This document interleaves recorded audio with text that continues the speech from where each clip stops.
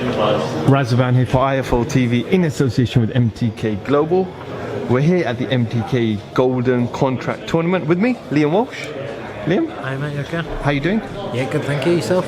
Not too bad, thank you for asking. Here to obviously support your brother Ryan. He's here in the semi-final stage, you know, and the last four left are quite tough fighters. Jazza, you've got obviously Lee Wood as well.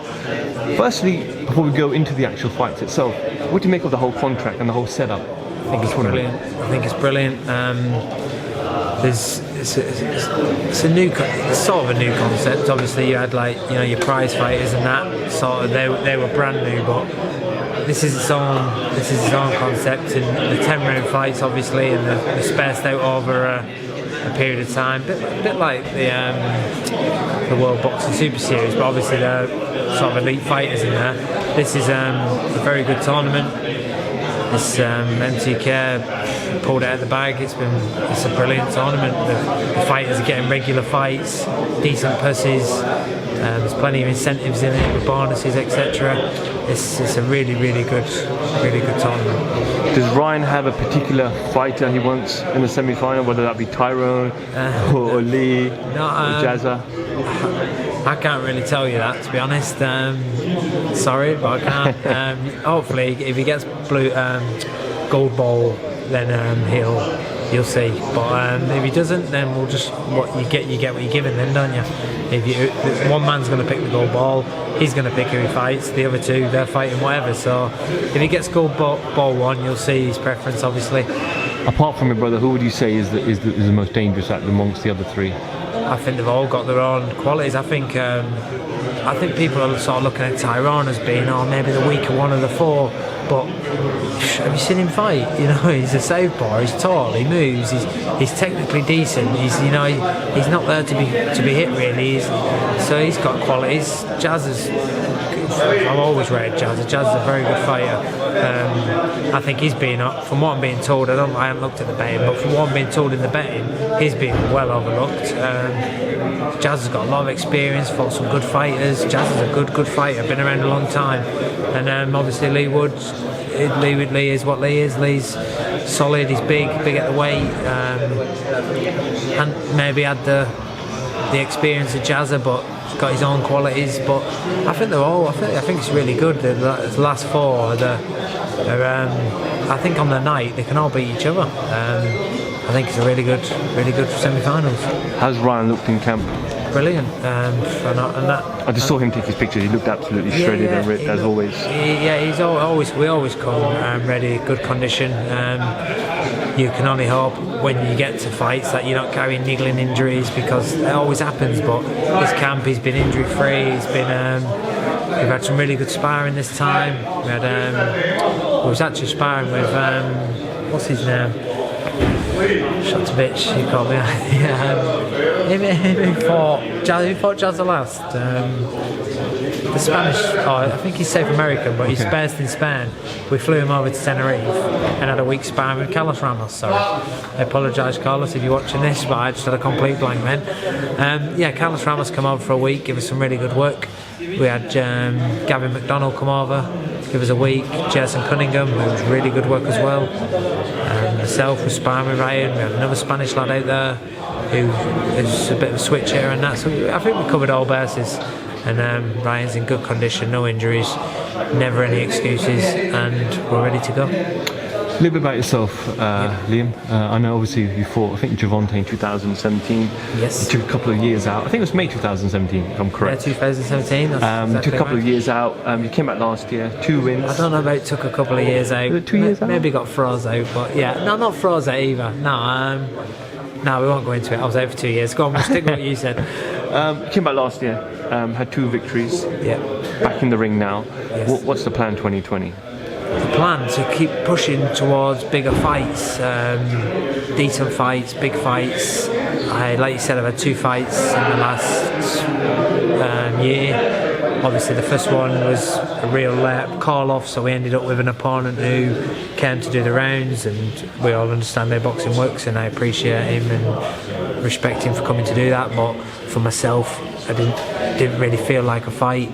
I then fought Maxi. Maxi obviously came and done his best, and without any disrespect at all to Maxi, because he's a good lad and I have a lot of respect for him, but I felt I was still boxing within myself a little bit. So I think the plan now surely is to have a competitive fight where I'm going to get some tough rounds in, where I'm going to have to really dig down, push towards some good fights. I see obviously the board have mandated me now for the British lightweight title, the winner of Tennyson v Gavin Gwynn.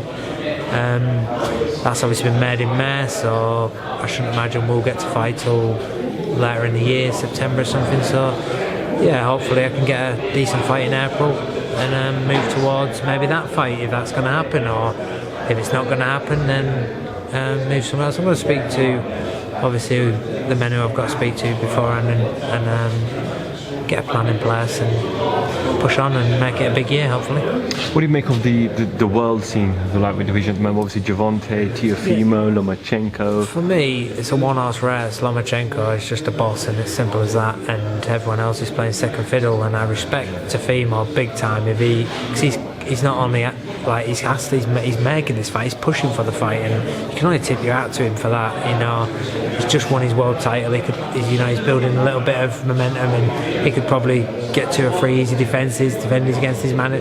But fair play to him, tip my hat to him. He said, no, I want Lomachenko now. You know, I don't want him beat him in 2 years' time. So yeah, respect to him for that, massive respect. Ryan Garcia the other night knocked out Fonseca in 1 round, looked impressive. I wasn't sold on him early doors. I wasn't sold, but obviously he just knocked out Duno in a round. He's now just knocked out Garcia in a round. So Fonseca, sorry. So you know you've got to start thinking, wait a minute, he is for real. This kid is for real. Obviously you've got Javante, who when he fought Gamboa, didn't he? Done what he had to do. You know, Javante's he's between a rock and an hard place, because unless he blasts you in a round or 2, he's going to come under criticism, and if he does even start breathing, then he's out of condition and he's fat and he's overweight. So, and yeah, I think it's been clearly in the media that he does go up weight and he doesn't maybe live right all the time, but he still won every round, didn't he? Almost won every round at a canter sort of thing. So he can't really win, but it's stacked. Devin Haney, we haven't talked about Devin Haney, who looks mustard, doesn't he? He looks like a serious fighter. I like Devin more than his skill set and everything else. I like his mindset, Devin Haney. He's for real. You can see he's for real, and I like him. Obviously Luke Campbell's now going to fight Fortuna for the lightweight 3rd WBC title, whatever you want to call it, and that's no disrespect to Luke or Fortuna, but that is, you know, we've got Lomachenko as the champion, Devin Haney's the 2nd champion, and now Luke will be the 3rd champion. But I'm happy for Luke. He's got a good opportunity, and he deserves it. He's been about in the game a long time. He's fought some good fighters and beat some good fighters. So and he ran Lomachenko very close. I was well impressed with him in that fight. Really disciplined. I was impressed with him in the Linares fight as well. I like Luke. He's a good lad. But yeah, the lightweight scene at world level is red hot in it. There's no bonds about it. It's a serious division, yeah. Just finally, can't finish without asking you, big fight this Saturday night in the heavyweight division. Tyson Fury, Deontay Wilder. Everyone we speak to is split on this. What's your breakdown and who wins?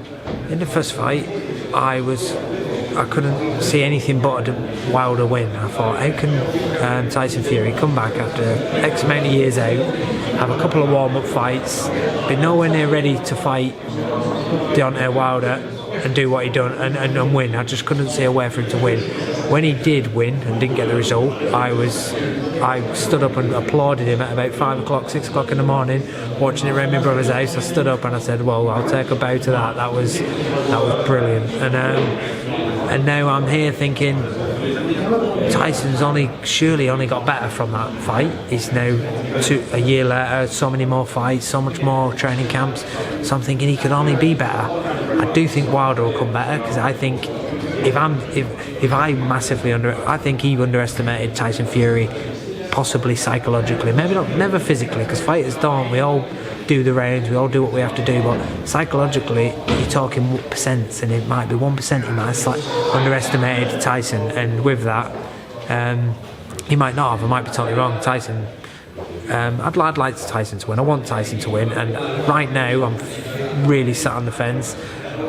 But If I pushed you, the weigh-in, I like to work to the weigh-in. When I do, if I do have a bet, which I don't, because I'm not allowed to have a bet, am I? But if I do have, if I advise someone to have a bet, I always work to the weigh-in. Usually, I always work to the weigh-in, and I made that mistake recently with Joshua and Ruiz. I was Ruiz all the way through the rematch. I was like, he's beat him once, he's going to beat him again. Can't see how Joshua can win it. And then I watched the weigh and I said, there's not a chance on earth that man can beat that man. There's too many signs there to say. So anyway, I'm going to go Tyson Fury. Tyson Fury. Yeah, and that's probably how. Stoppage.